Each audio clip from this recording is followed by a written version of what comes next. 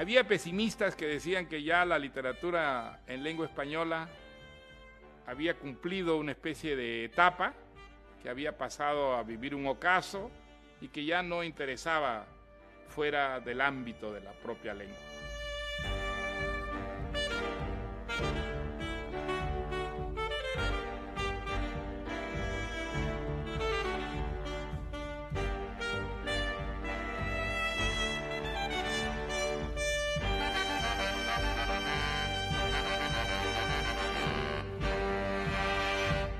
Desde luego que ha contribuido mucho el mito, ¿eh?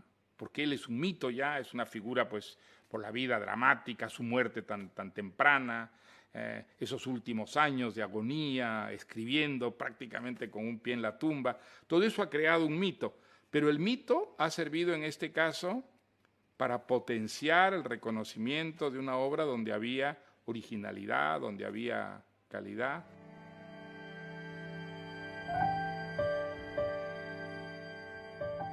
Así que muchos escritores ensimismados en su obra y sus premios, pues Roberto jamás hablaba de esto y hablaba de... Es decir, que tenía infinidad de intereses, tenía un gran sentido del humor.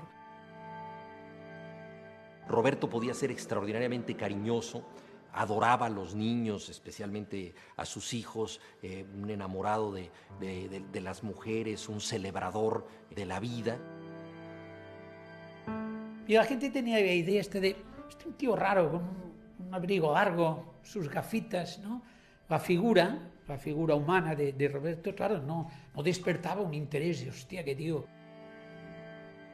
Bajo su apariencia modesta, tenía unas firmes convicciones que manifestaba en sus textos. En los textos avanzaban resueltamente. Él avanzaba de un modo más cauto en la conversación, se entregaba menos. Te podrá gustar o no, pero pocos escritores tienen mundo propio, tienen un universo propio, con reglas propias, que en cualquier cosa que pase en su mundo pasa a su manera. Y siempre me acordaré de él, porque en el invierno llevaba un abrigo, que aquel abrigo no se lo quitaba, porque se ve que era muy friolero. Y lo decía, Roberto, pero hijo, quítate el abrigo. No, Conchita, que tengo frío. Siempre llevaba con la solapa para arriba. Los que lo conocieron a un Bolaño que no es el Bolaño hoy día público, la figura esta internacional creada por los críticos, por los lectores y por toda la leyenda tejida en su entorno. Uno puede entender que a veces digan, no es eso, no era así, se equivocan.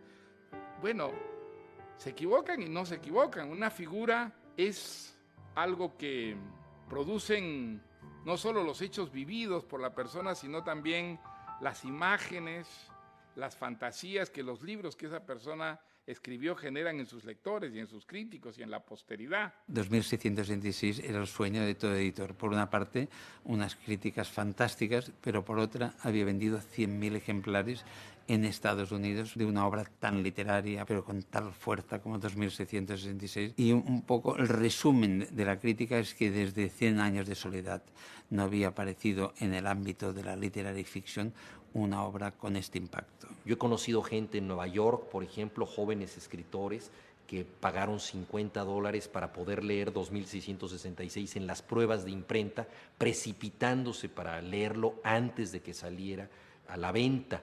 O sea, ya es algo casi de fetichismo.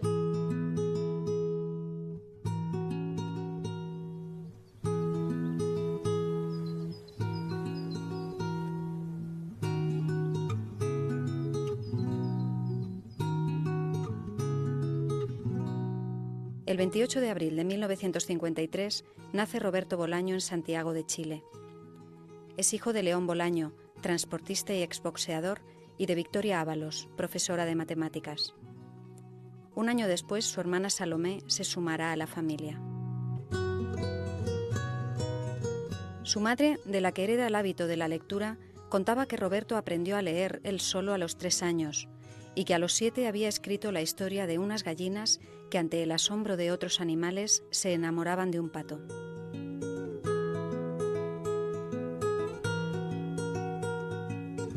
Durante la infancia, un médico le prescribe dejar de leer por una temporada debido a su adicción enfermiza. 1968, la familia se traslada a México DF. Allí Roberto pasa su adolescencia, principalmente entre los libros de la biblioteca pública y entre los volúmenes de diversas librerías que visita asiduamente. Callejea, no tiene ninguna dificultad de adaptación al nuevo entorno y comienza su búsqueda fundamental. Quiere llevar una vida de poeta, sin plantearse el futuro que esta elección le va a deparar. Una apuesta a ciegas.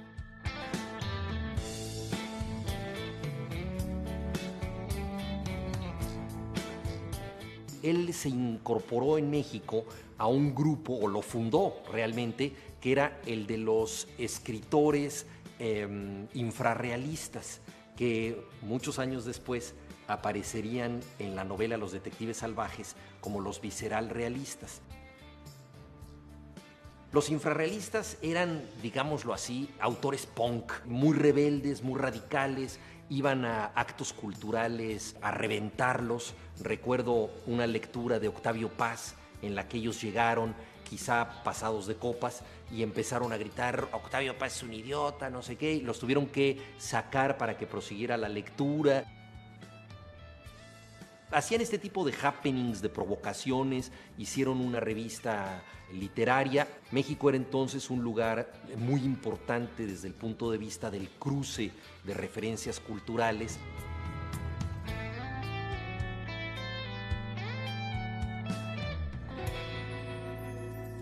Yo empecé escribiendo poesía, al menos cuando empecé a escribir en serio, cuando la apuesta era a vida o muerte, que es una forma un poco exagerada de decirlo, pero bueno, se parece. Lo que escribía era poesía, y leí muchísima poesía. Y siempre he admirado las vidas de los poetas, esas vidas tan desmesuradas, tan arriesgadas. Y en ese sentido, tal vez, solo tal vez, ese amor mío por la poesía y por los poetas se refleja de alguna manera en algunos de mis libros. Yo no creo que en todos. Yo creo que además, yo como poeta no soy nada lírico, soy totalmente prosaico, cotidiano. Mi poeta favorito es Nicanor Parra. Nicanor Parra ya lo dice, que él no habla de crepúsculos ni de damas recortadas sobre el horizonte, sino de comidas y luego de ataúdes. Y ataúdes y ataúdes, lo repite.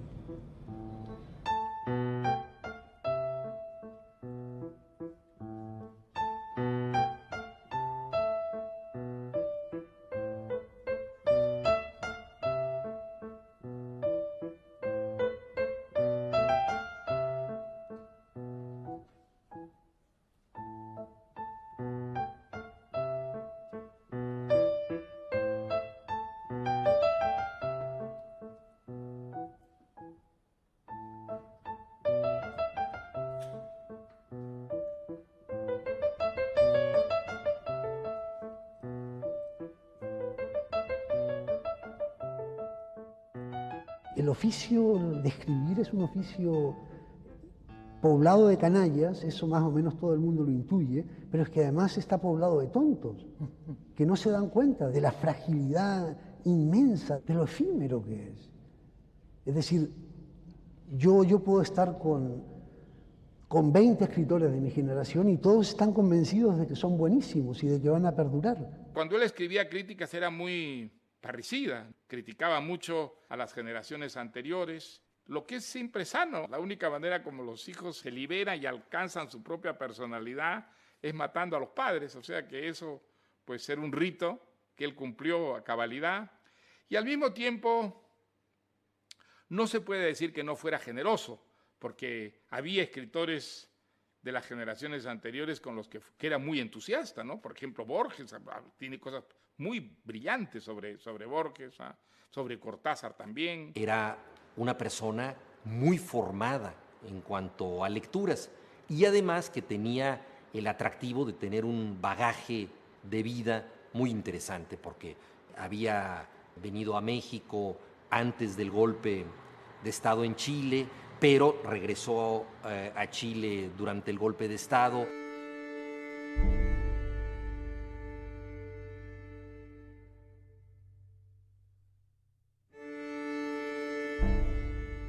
Justo cuando Pinochet dio su golpe de Estado, me presenté como voluntario para luchar contra los fascistas. Nunca supe por qué me detuvieron. Yo iba en autobús de Los Ángeles a Concepción. Me bajaron. Me vinieron a buscar en un vehículo especial con 2 armarios, 2 tíos gigantescos. En mi vida había visto carabineros más grandes que esos. Luego me llevaron a la comisaría. Estuve 8 días preso. El primer día fue muy duro porque pensé que me iban a matar. Y tuve mucha suerte. Me sacaron de la cárcel 2 policías que habían sido compañeros míos en el liceo a los 15 años. Hasta ese momento pensaba quedarme a vivir en Chile, pero cuando me soltaron dije, yo me marcho.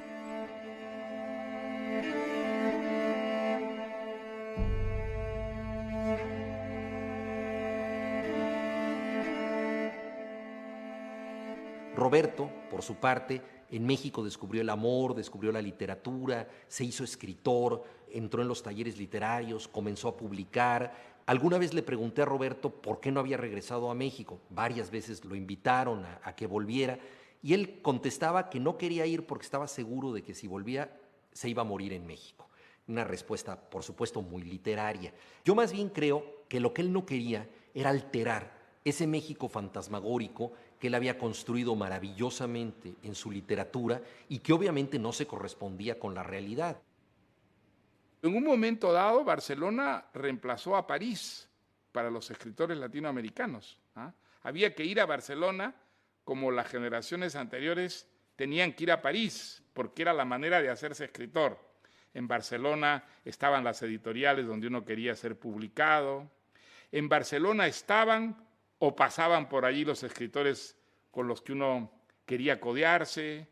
Barcelona era una ciudad muy hospitalaria para los escritores venidos de América Latina. Allí, después de casi 40 años de incomunicación, se restableció otra vez la comunicación entre hispanoamericanos y españoles.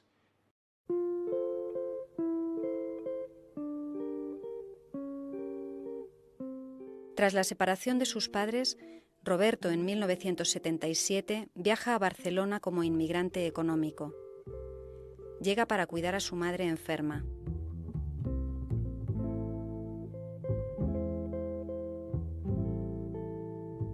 Vive como puede en un cuchitril alquilado en la calle Tallers y cuenta con la ayuda de algún amigo.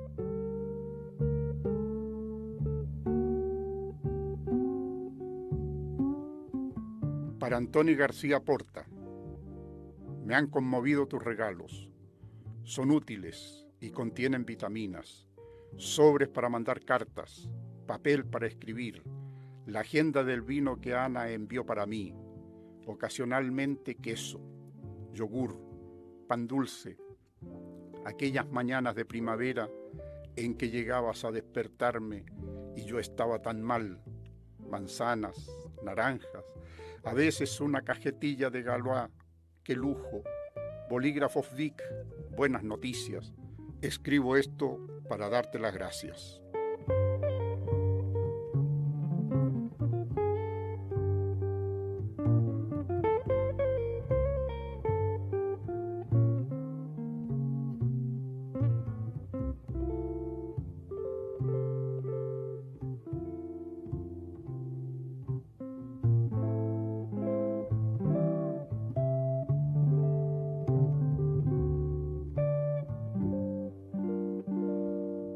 Roberto tiene sus manos y su cerebro para trabajar y vivir. Continúa para él otro periplo, el de los empleos de supervivencia. Vende bisutería, ejerce de lavaplatos, basurero, descargador de barcos, vendimiador en Francia. Son las ocupaciones laborales típicas de los inmigrantes de entonces. Al mismo tiempo escribe como un loco. En Gerona intenta montar una editorial de poesía, porque nunca deja de considerarse a sí mismo poeta. Se presenta como escritor ante Carolina López, trabajadora social. Él acaba de dejar el puesto de vigilante nocturno en el camping Estrella de Mar, en Castelldefels, y la invita a compartir su vida espartana. Mientras, Roberto lo anota todo en sus libretas, escribe y escribe. Hoy he comido tal plato, he leído este libro, hoy he conocido a Carolina.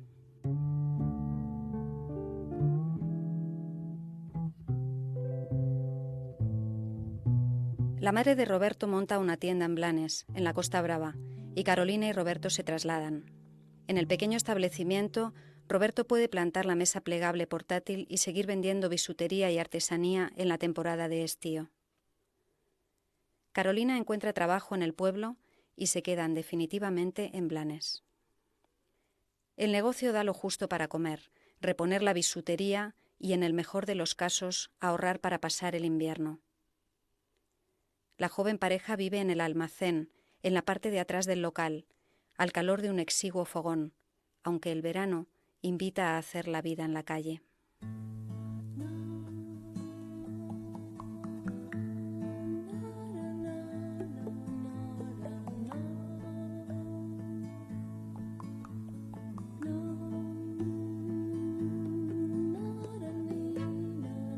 Una meravellosa impotència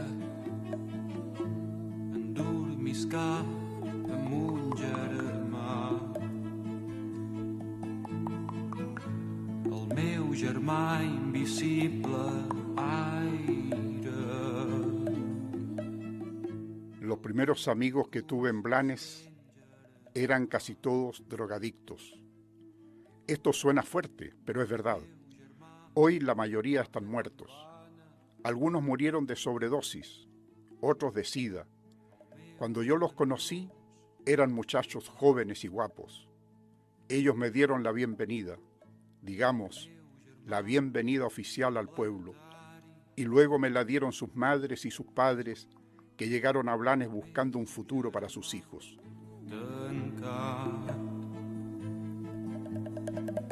Dins d'un calaix d'armari, el meu germà parit. Fue una época para nosotros muy mala, que era cuando había tanta droga. Y todos los que teníamos en el bar, todos no, pero casi todos. El 90% consumía droga. Por eso nos tuvimos que marchar del bar. Pero él con ellos no tenía. Pero hablaba y dialogaba, que era muy poco diálogo. Pero entraba, Conchita, hola, ¿qué? ¿Cómo estás? Bien. Roberto, ¿qué quieres hoy? No, hoy no quiero nada. Digo, uy, qué malamente que estás de dinero. Bueno, si me pones un café con leche, ya te lo pagaré después. Va, ya te pongo un café con leche. Que es la única cosa que tomaba, ¿eh? A lo menos en mi casa, de alcohol, nunca. No encontraba trabajo en ningún lado, no había trabajo, no había ninguno. Esto sí que no. Cuestión que iban malamente de dinero.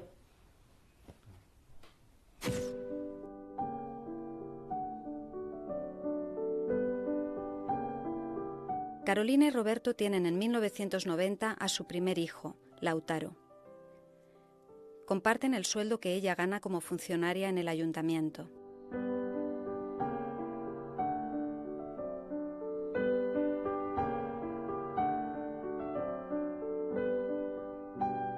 En 1992 se empieza a manifestar la enfermedad hepática que cercaría la salud de Roberto.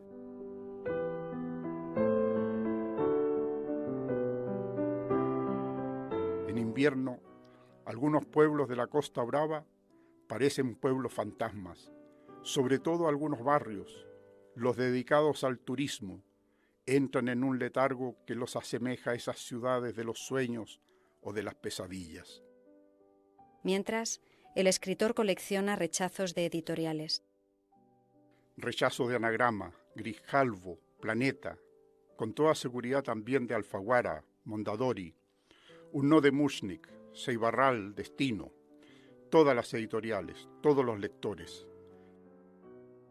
Escribiendo con mi hijo en las rodillas, escribiendo hasta que cae la noche con un estruendo de los 1000 demonios, los demonios que han de llevarme al infierno, pero escribiendo. Roberto envía sus narraciones a concursos literarios. Ni siquiera puede presentarse a todos los certámenes. ¿Cómo reunir el dinero suficiente para enviar 7 copias de una novela? Había que verlo trabajar para saber que estaba absolutamente seguro de lo que estaba haciendo. No necesitaba un premio, no necesitaba publicar. Él escribía. Y él veía los pequeños premios municipales y enviaba sus cuentos y a veces ganaba, a veces no. Yo participé en un concurso hace muchísimos años y obtuve una 3ª mención.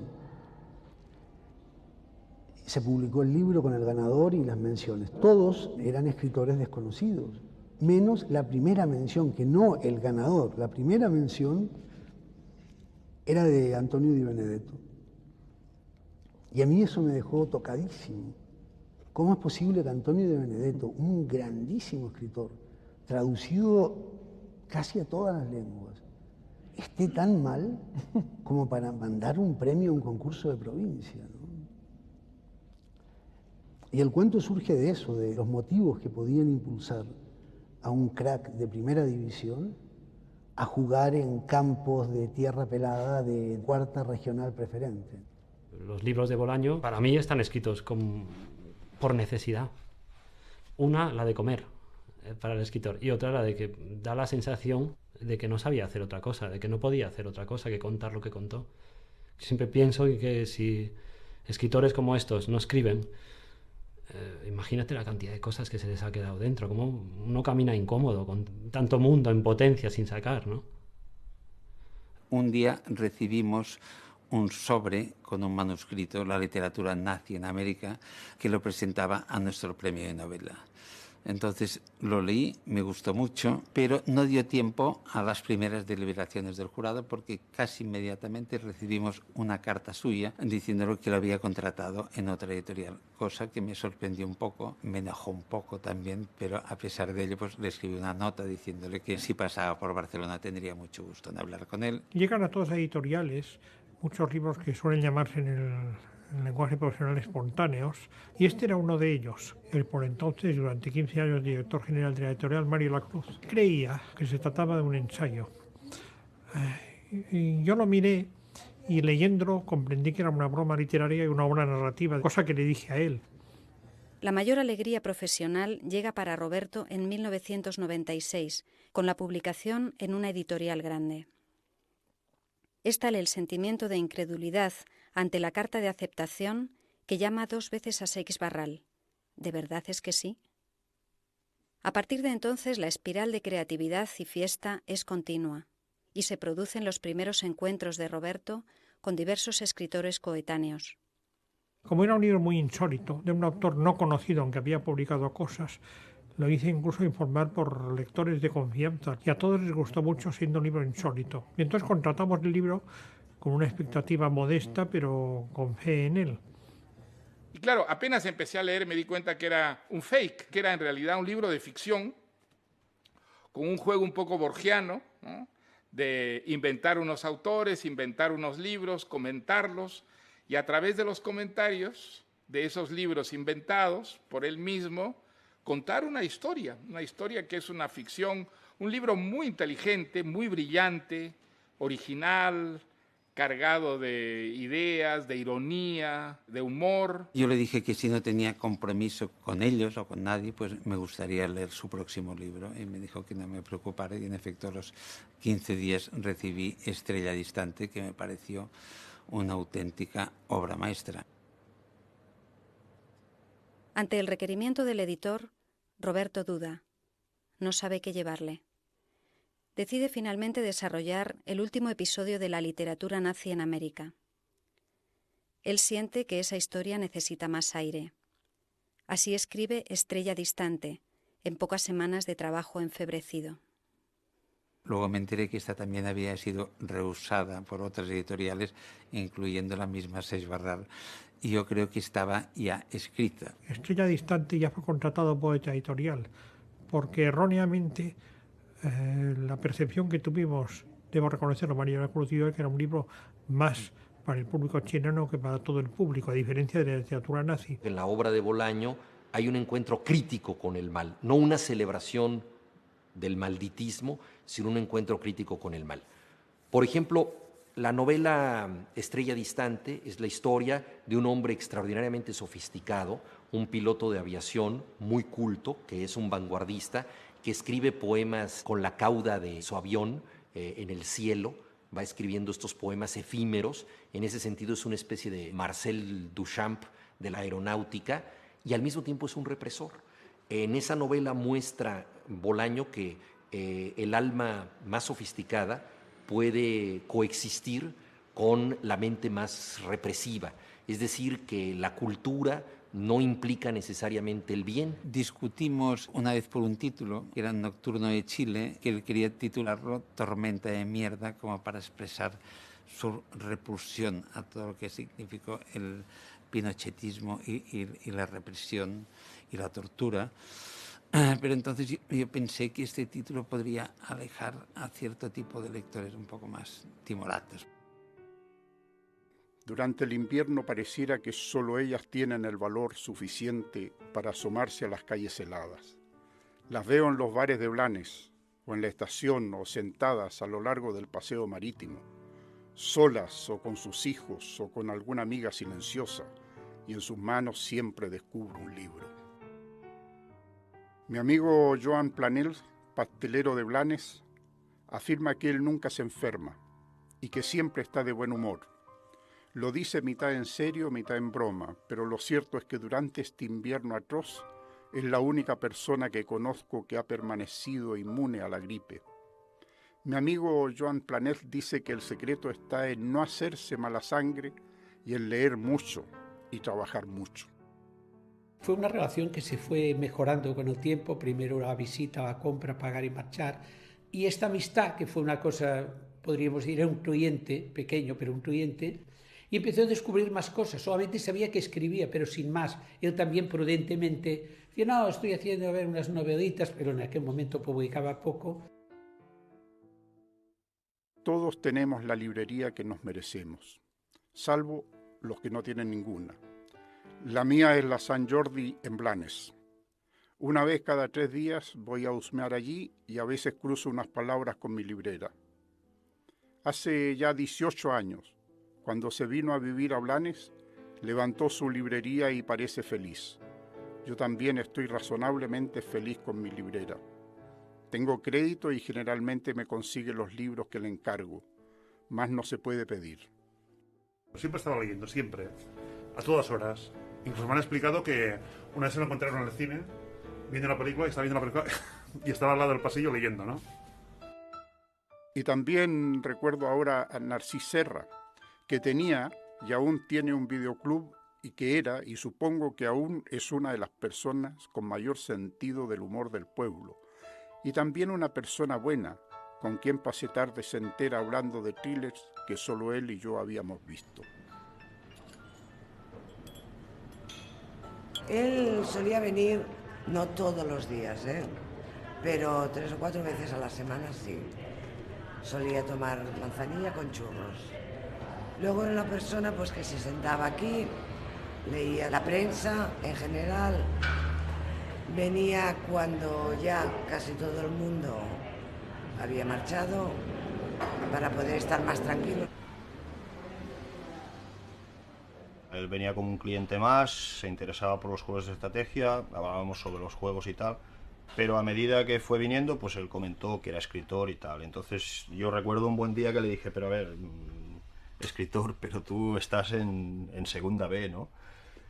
Y él decía, sí, pero voy a jugar la Champions algún día. A veces cuando vemos a alguien que es famoso o que tiene un reconocimiento, nosotras sin querer nos comportamos de una manera diferente. En cambio, cuando es una persona como tú, que te puedes hasta discutir con él, y pues tu naturalidad también te sale. Y él venía, creo yo, a tertuliar, a hablar con la gente de los videojuegos, de los juegos de mesa. Un poco él estaba aquí observando el movimiento y entrando en las conversaciones cuando quería o cuando le apetecía. Ahora ya lo tengo súper reconocido que lo hacía expresamente. Ahora ya no sé qué color era, porque si había el Aznar en la portada, pues me decía una cosa, entonces yo la revocaba. Si había el Jordi Pujol, ahora pienso, ostras, es verdad, pues no me había notado que me lo hacía expresamente total. Con tal de polemizar, que le encantaba, pues, pero polemizar en el buen sentido de la palabra, o sea, nunca exaltándose ni absolutamente. Él podía defender cualquier opinión sin ningún tipo de problema.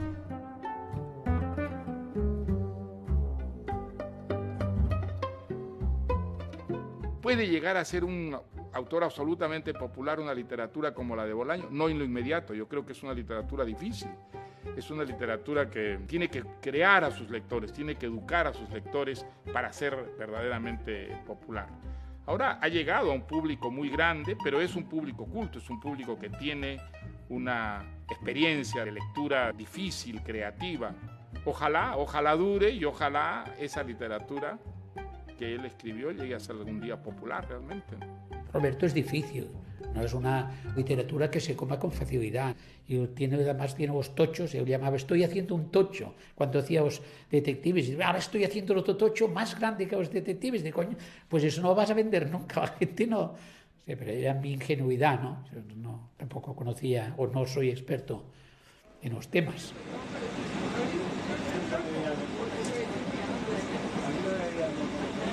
Una novela en donde lo único que solo se sostiene por un argumento y por la forma lineal de contar un argumento, o no lineal, simplemente un argumento que se sostiene en una forma más o menos archiconocida, pero no archiconocida en este siglo, sino en el XIX.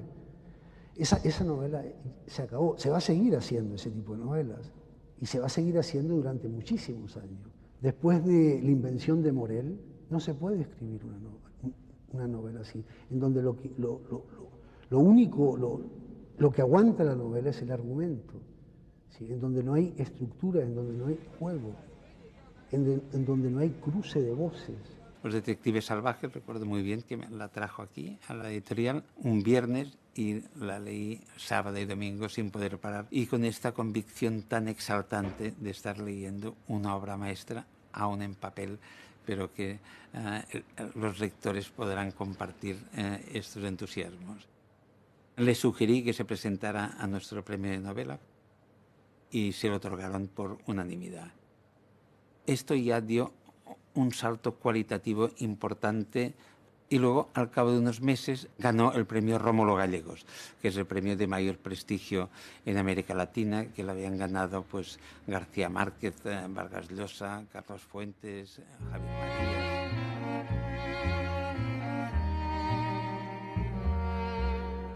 Los detectives salvajes son investigadores de la vida, investigadores de la experiencia, que están buscando vivir de manera artística y que no necesariamente van a escribir una obra o van a pintar un cuadro. Simplemente ellos son artistas de la vida. Creo que en buena medida por eso los libros de Roberto Bolaño, y en especial Los Detectives Salvajes, conecta también con los lectores jóvenes que están tratando de entender la vida como una obra de arte.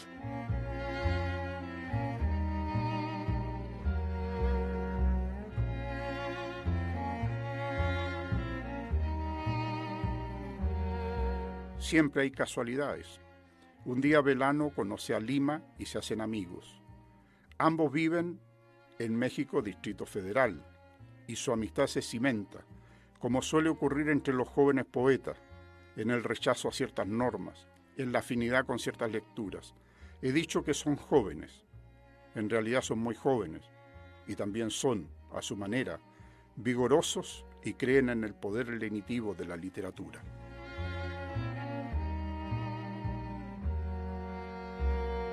Ulises Lima era mi amigo Mario Santiago, que murió hace un año.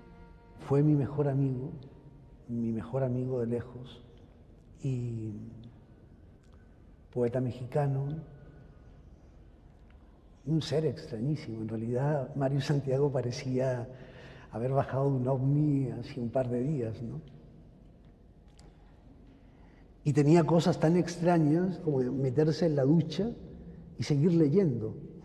Entonces se metía en la ducha y con la mano mantenía el libro así. Y lo peor es que eran mis libros. Y yo no, siempre veía mis libros mojados y no sabía qué había ocurrido. Y yo decía, es que ha llovido en México, hasta que una vez lo sorprendí leyendo en la ducha. Y yo lo que tenía que haber hecho era ponerme de rodillas a rezar ante el milagro que había presenciado.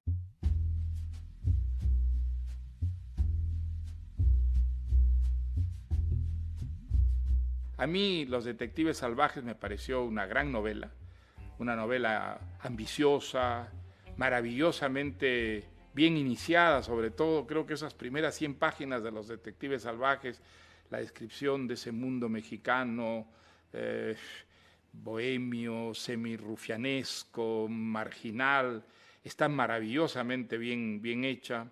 Luego la novela cambia bruscamente y se convierte en un juego, ¿no? En un juego también un poco borgiano. ¿Qué es esto?, dije. Un mexicano visto desde arriba, dije. ¿Y esto? Un mexicano fumando en pipa, dijo Lupe. ¿Y esto? Un mexicano en triciclo, dijo Lupe. Un niño mexicano en triciclo. ¿Y esto? 5 mexicanos meando dentro de un orinal, dijo Lima. ¿Y esto? Un mexicano en bicicleta, dijo Lupe. O un mexicano en la cuerda floja, dijo Lima. ¿Y esto? Un mexicano pasando por un puente, dijo Lima. ¿Y esto? Un mexicano esquiando, dijo Lupe. ¿Y esto? 4 mexicanos velando un cadáver, dijo Velano. Cuando en 1998 gana el premio Herralde y el Rómulo Gallegos, y tras dar el pregón en Blanes, Roberto adquiere cierta celebridad. Amplía relaciones literarias y surge la posibilidad de viajar y de dar conferencias. Pero es un hombre de rutinas y se debe a ellas a pesar del cambio vital. La entrega a su labor literaria no permite la intrusión de aduladores. Ha tardado mucho en llegar el reconocimiento, que ha sorprendido a Roberto, ya vivido y con bastantes miserias en el cuerpo. Tal vez esto le salva de las malas influencias. Así que él persiste en sus hábitos de siempre. En mi casa no hay la más mínima comodidad. No tengo televisión y no tengo radio. Solo tengo un computador y un Walkman, pues cuando escribo escucho música. Yo no uso la calefacción. Paso los inviernos a pelo. Hay inviernos en los que estoy escribiendo y se me hielan las manos y lo que hago es irme de mi casa. Entonces parto a donde mi mujer para poner las manos al lado de la estufa.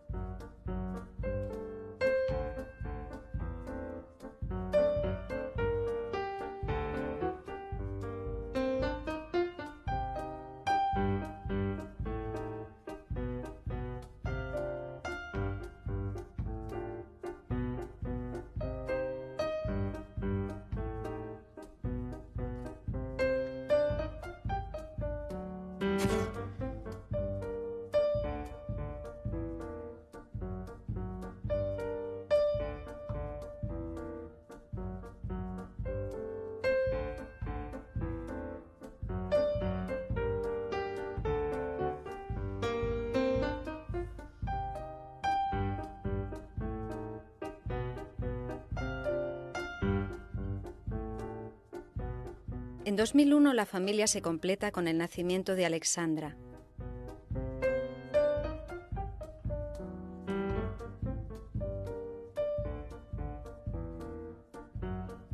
La gente a su alrededor, evidentemente que había ya un premio, un primer premio, por tanto una proyección importante, pero que la relación seguía siendo exactamente la misma. Él continuaba siendo y saludando a su gente hablaba con él y yo cambio no le vi, porque es que la cara siempre era la misma. Era exactamente el mismo Roberto, con sus inquietudes y sus ganas de trabajar, pero era un gran trabajador. Vemos que con el poco tiempo que empezó, la carga literaria que ha hecho. Y, por ejemplo, a veces hablaba del personaje, sí, porque ahora tengo que terminarla y tengo un personaje que no sé cómo yo digo, pues ves a lo fácil, ¿los matas o los casas? Y el tío decía que yo era un personaje de su novela. Y el día pues que hacíamos un poco de broma me amenazaba con que me iba a matar. No me provoques porque cuando llegue a casa te asesino brutalmente y y entonces nunca sé si es cierto o no. Él decía eso y con otro chico que estaba aquí, que también que lo tenía como guardaespaldas, decía él, de un matón y tal, ¿no? Al otro chico. Entonces yo no lo sé, pero hay un personaje en 2666 que se llama Santi Catalán. Y bueno, no sé. Podría ser. Santiago Catalán quedó tan impresionado que soltó a los perros y disparó un perdigonazo al aire. Las moscas se retiraron por un momento y pudo darse cuenta de que el cuerpo era el de una mujer. Recordó asimismo que por aquella zona ya se habían encontrado cuerpos de mujeres jóvenes asesinadas. Por unos segundos tuvo miedo de que los asesinos siguieran en el lugar y lamentó haber disparado.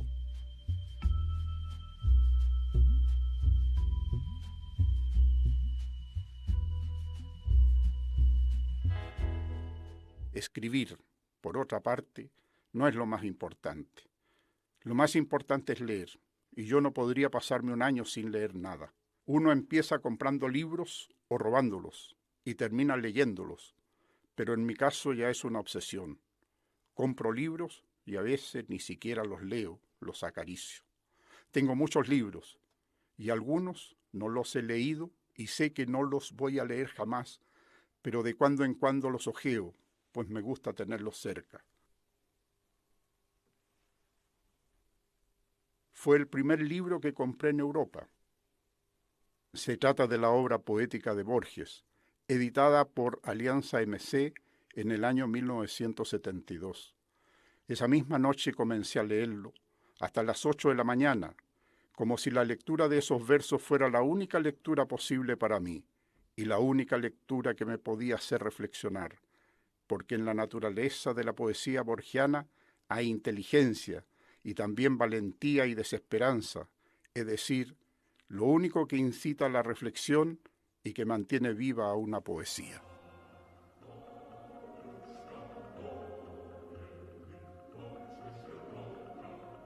Lo que le gustaba a él son los wargames y entonces digamos que a través de un tablero son réplicas exactas de batallas, en el cual tú puedes llevar un bando u otro y en el cual influye la suerte, porque puedes jugar con dados y tal. Yo creo que él tenía una ventaja, que es que él era un gran inventor de historias. Me gustaba mucho la historia, pero se podía montar un guión rápidamente de una batalla que igual no había pasado nunca. Y que luego decía, hostia, Roberto, pero ¿quieres decir que...? Y bueno, te lo dejaba en el aire, que no sabías si realmente era verdad o no era verdad. O sea, la inventiva que tenía supongo que le ayudaba en el tema de la estrategia, ¿no? Y le gustaba, sí, le gustaba mucho. El Tercer Rey responde al interés de Roberto por los juegos de estrategia. Es capaz de estar metido en una partida 24 horas seguidas sin parar, pasión que transmite en esta novela póstuma. La historia narra la llegada de un jugador alemán de Wargames a un pueblo de la Costa Brava. Durante sus vacaciones escribe artículos sobre este fascinante mundo de jugadores y sobre literatura alemana, al tiempo en que entra en contacto con lugareños, con los que monta unas partidas ambientadas en la Segunda Guerra Mundial, otro argumento que Roberto domina. Creo que Bolaño es de los pocos escritores que lo póstumo podemos seguir disfrutándolo. Espero de lo que se pueda publicar, de sus papeles, espero que alimente el mundo que ya tenía montado, ¿no? Creo que se puede alimentar porque los propios relatos, uno ve que los relatos, sean antes o después de las grandes novelas, alimentan eso. Te definen personajes que luego van a aparecer, te los van como perfilando.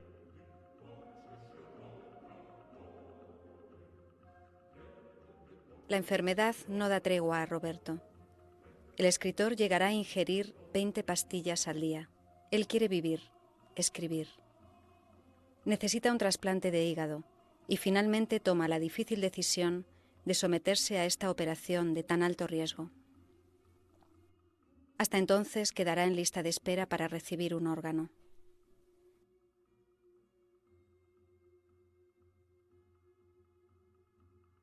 Seguro de que su tiempo se agota, su máxima preocupación es garantizar el futuro económico de sus hijos y acomete su última gran odisea literaria.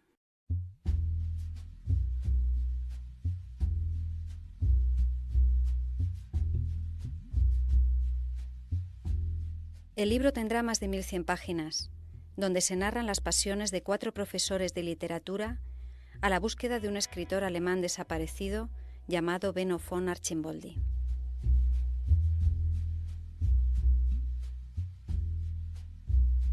Hay un personaje que creo que es muy Bolaño, que es Reiter, Hans Reiter, por la enorme consciencia de la realidad, la hipersensibilidad hacia todo, y a la vez por ser impávido, como no pertenecer a este mundo. Es una especie de extraterrestre que siente, pero que no deja de ser extraterrestre y mira al mundo desde lejos. Es muy Bolaño eso. Un poeta que vive sufriendo y pasa hambre y no sabe en qué casa va a dormir, y sin embargo analiza la calle de noche como si fuera un bosque. También se describe la investigación que emprende el periodista norteamericano Oscar Fate acerca de unos sobrecogedores asesinatos a mujeres en Santa Teresa, ciudad en la frontera entre México y Estados Unidos. Las mujeres atrozmente liquidadas son descritas una a una, en una prosa casi de práctica forense que rinde homenaje a las víctimas de crímenes que desde 1993 se suceden en Ciudad Juárez y que en su mayoría permanecen impunes. Me agotó el hecho de que enumerara muertes y que fuera muy rápido. Se detenían algunas que eran escabrosas y seguía enumerando. Era como... es un machaque, ¿no? Constante. Si te quedaba algo de consciencia, ahí te la ha quitado, te ha destrozado ya. Si quieres seguir, ya estás completamente entregado.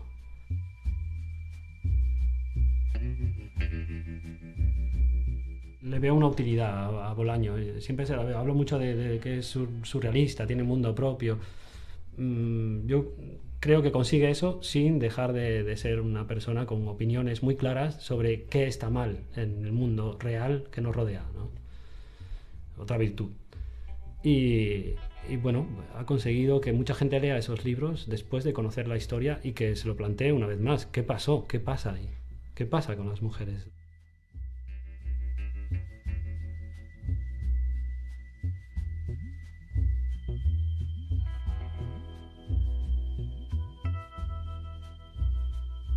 Ahí creo que el escritor estaba dándonos un toque de atención, estaba enfadado, ¿no? Si no, no se hubiera arriesgado tanto.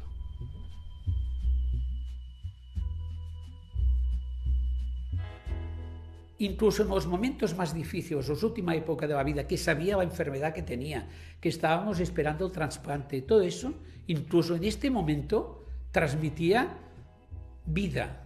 Yo más bien diría que porque escribí casi la palmé. Sí. Si no hubiera escrito estaría más vivo y más sano ahora. De eso no me cabe la menor duda. Jamás se quejó de su enfermedad ni dijo nada al respecto. Él era muy pudoroso con el tema de la enfermedad, no la mencionaba, y si acaso la mencionaba, decía algo de humor negro. Por ejemplo, una vez mi hija pequeña estornudó en su cara y dijo, no puede ser, esta niña me va a matar con un estornudo, no te das cuenta que yo soy un moribundo. Pero era como una broma de humor negro que obviamente pensábamos que era una exageración de su parte.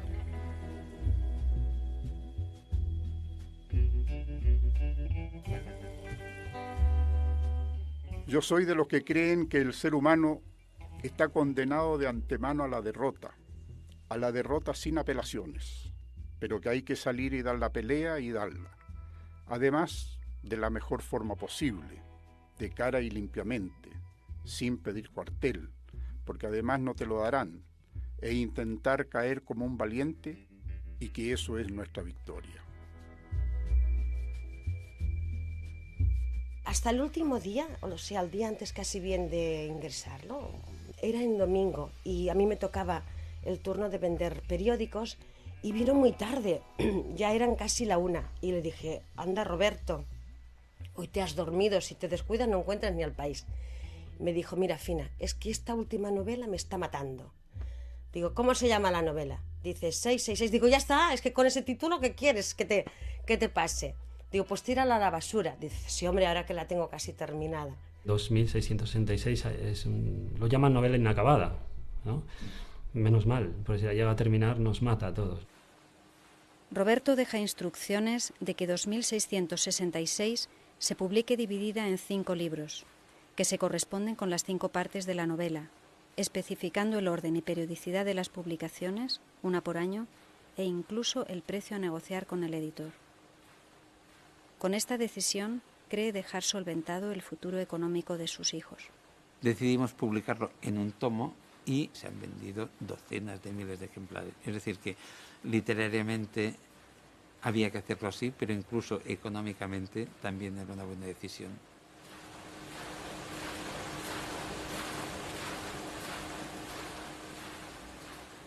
En julio de 2003, el trasplante que espera no llega a tiempo y Roberto sufre su última crisis hepática antes de morir.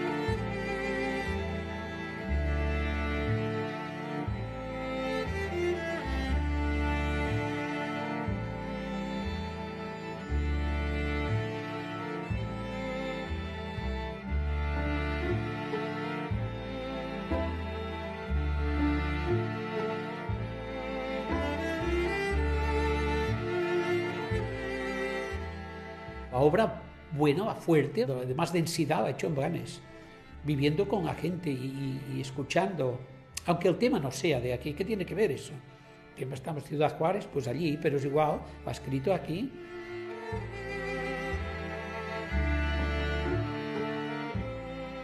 Básicamente lo que él nos está diciendo es las condiciones para que surja el arte son un coche Impala, una carretera en México, buscar a una sacerdotisa que se llama Cesárea Tinajero, avanzar rumbo a los desiertos de Sonora, y las cosas que sucedan en el camino van a ser las aventuras, los episodios necesarios para que surja el arte. Lo que venga después ya no lo cuenta. Es como el viaje a Ítaca, y cuando llega a Ítaca ya no lo cuenta.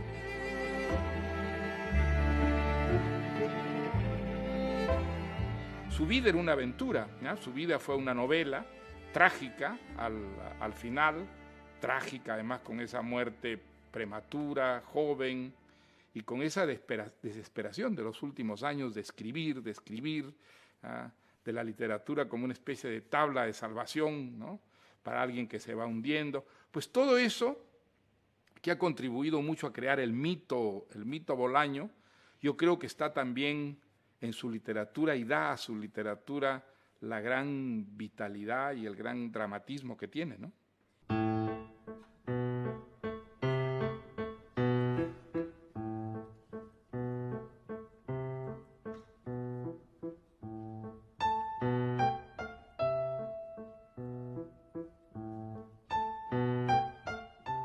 Ahora queda el misterio de saber qué opinaría Roberto ante el creciente número de lectores que se acercan a sus páginas, qué sentiría al ver el volumen de venta de sus obras, y qué pensaría de sus traducciones en Alemania, Francia, Portugal, China, incluso Irán. Bromearía sobre ello seguramente. Ante estos acontecimientos echaría mano de su virtud de reírse de sí mismo y de todos. Quizás usara su espíritu provocador. Seguramente se sentiría feliz.